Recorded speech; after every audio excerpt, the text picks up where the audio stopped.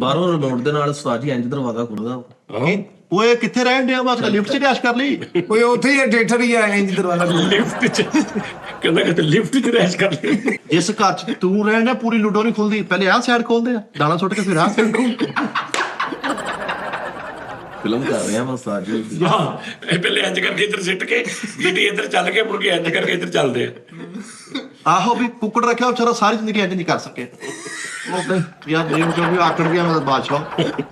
ਇਹਨੂੰ ਬਹੁਤ ਆਸਾਂ ਆਉਂਦੇ ਆ ਕਿਤੇ। ਜੀ ਜਿੱਦਣ ਸੱਪ ਵਾਲੀ ਲੁੱਡੋ ਖੇਡਣੀ ਹੋਵੇ ਉਦੋਂ ਉੱਤੋਂ ਲੰਮੇ ਪਾ ਲੈਂਦੇ। ਤੂੰ ਯਕੀਨ ਮਾਰ ਰਿਸ਼ਤੇਦਾਰ ਇਹਨਾਂ ਦੇ ਘਰ ਢਿੱਡ ਘਟਾਉਣ ਆਉਂਦੇ ਆ ਵੀ ਚਲੋ ਉੱਥੇ ਚੱਲ ਜਾ ਵਾਹ ਫਾਕਾ ਕਰਾਂਗੇ। ਆਹੋ ਵੀ ਤੂੰ ਗੱਲਾਂ ਇਹ ਇਹਨਾਂ ਦਾ ਘਰ ਭਾਈ ਜਿਹੜਾ ਨਾ ਉਹ ਬਿਲਕੁਲ ਉਹ ਹੈਗਾ ਵਾ ਸਮਾਰਟ ਸੈਂਟਰ। ਸਮਾਰਟ ਸੈਂਟਰ ਉਸਤਾਦ ਜੀ ਸਾਡੇ ਤੇ ਖਾਣੇ ਹੀ ਨਹੀਂ ਮਾਣ ਹੈਗੇ।